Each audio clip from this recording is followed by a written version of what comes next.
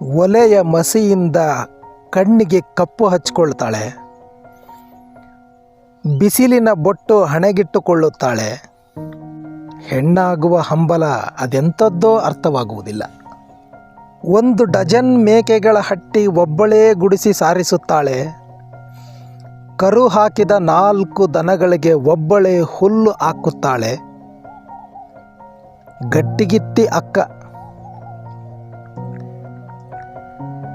ಯಾವೊಂದರ ಹೆದರಿಕೆಯೂ ಇಲ್ಲದ ಅಕ್ಕನನ್ನು ಅಕ್ಷರಮಾಲೆಯ ಅ ಮತ್ತೊಂದು ಕ ಯಾಕೋ ಹೆದರಿಸುತ್ತದೆ.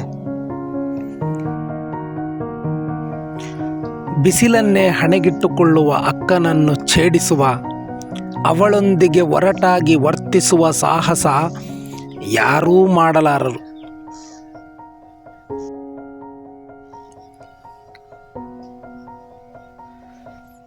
ಉರಿಯುವ ಬೆಂಕಿಗೂ ಆಕೆಯ ಕಣ್ಣಲ್ಲಿ ಕಣ್ಣಿಟ್ಟು ನೋಡುವ ಧೈರ್ಯವಿಲ್ಲ.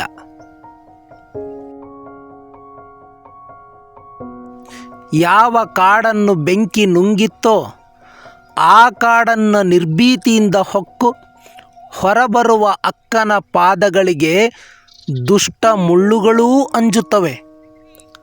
ಆದರೆ ಅದೇಕೋ ಸಂಜೆ ಇಳಿಯುತ್ತಲೇ ಅಕ್ಕನಿಗೆ ಮೇಕೆಯ ಕಿವಿಗಿಂತಲೂ ಸಣ್ಣದಾದ ಮೈ ನಡಗಿಸುತ್ತದೆ ಮತ್ತು ಅಜ್ಜನ ಕೋಲಿಗಿಂತ ಸಣ್ಣದಾದ ಒಂದು ಬೆವರಿಳಿಸುತ್ತದೆ. ರಾತ್ರಿ ಶಾಲೆಯ ಶಿಕ್ಷಕರು ಬಲವಂತವಾಗಿ ಕರೆದುಕೊಂಡು ಹೋಗುತ್ತಾರೆ. ಒಂದು ದಿನ ಅಕ್ಕ ಕೈಕಾಲು ಬಡಿಯುತ್ತಾ ಅತ್ತಳು. ಅತ್ತು ನಮ್ಮನ್ನೆಲ್ಲ ಕಣ್ಣೀರಾಗಿಸಿದಳು.